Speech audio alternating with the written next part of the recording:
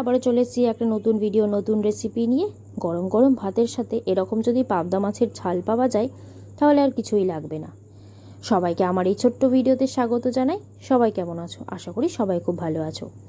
আমিও খুব ভালো আছি। তো রান্নাটা শুরু করা যাক। বড়মশাই বাজার থেকে মাছ নিয়ে এসেছিল, সেটাকে আমি ভালো করে ধুয়ে নুন, হলুদ এবং লঙ্কার গুঁড়ো মাখিয়ে রেখে দিয়েছি। এবার এদিকে কড়াইতে সর্ষের তেল দিয়ে তেলটা ভালো করে আমি গরম করে নিচ্ছি। তারপর আমি এক এক করে সব মাছগুলো মিডিয়াম ফ্লেমে চাপা দিয়ে লাল লাল করে ভেজে নেব, কারণ তোমরা সবাই জানো পাবদা মাছ তেলে ফাটে, তার জন্য আমি চাপা দিয়ে ভেজে নিচ্ছি।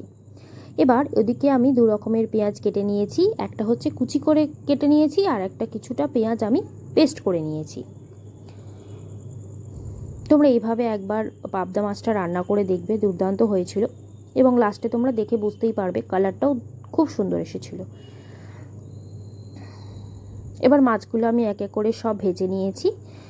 এবার সব মাছ ভাজা হয়ে গেলে আমি ওই তেলে ফোড়নে দেব গোটা গরম মশলা, এলাচ, দারচিনি এবং লবঙ্গ দিয়ে ফোড়নটা একটু নাড়াচাড়া করে প্রথমে দেব পেঁয়াজের পেস্টটা দিয়ে তারপর আমি কেটে রাখা পেঁয়াজটা দেব। এবার পেঁয়াজটাকে আমি লাল লাল করে ভেজে নিচ্ছি। ভাজা হয়ে গেলে তারপর দিয়ে দেবো আদা রসুনের পেস্টটা দিয়ে আবারও কিছুক্ষণ নাড়াচাড়া করে তারপর দিয়ে দেবো সব গুঁড়ো মশলা, নুন, হলুদ গুঁড়ো, লঙ্কার গুঁড়ো, জিরে গুঁড়ো, ধনে গুঁড়ো। তোমরা এখানে সবাই বলবে আমি প্রত্যেকটা ভিডিওতে বলি যে সামান্য পরিমাণে গরম মশলা দেবো, এখন আর সেটা লাস্টে দেবো। তো দেখো সব মশলা দিয়ে আমি ভালো করে নাড়াচাড়া করে মশলাটা একটু কষিয়ে নিয়েছি। তারপর দিয়ে দিয়েছি টমেটো কেচাপ। এই টমেটো কেচাপের পরিবর্তে তোমরা টমেটো পিউরিও দিতে পারো, আবার টমেটোকে ছোট ছোট করে কেটে সেটাও দিতে পারো।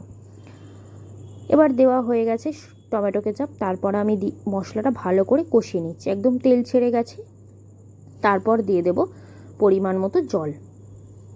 আমি একদম মাখা মাখা করেছিলাম, তো বেশি জল দিইনি। দিয়ে ঝোলটা যখন ফুটবে তখন আমি দিয়ে দেব নুন আর গরম মশলা। এখানে নুনটা তোমরা চেক করে নেবে। নুন আর গরম মশলা দিয়ে ঝোলটা যখন ফুটে এসছে আমি এক এক করে সব মাছগুলো দিয়ে দেব। আমি যেহেতু টমেটো কেচাপ দিয়েছিলাম তার জন্য লাস্টে আমি কোনো চিনি ব্যবহার করিনি বা মিষ্টি দিইনি। এবার 5 থেকে 7 মিনিট ফুটিয়ে নামিয়ে নিলেই রেডি পাবদা মাছের ঝাল। ব্যাস, এবার গরম গরম ভাতের সাথে পরিবেশন করো পাবদা মাছের ঝাল। চলো আজকে এই পর্যন্তই, টাটা, সবাই ভালো থাকবে।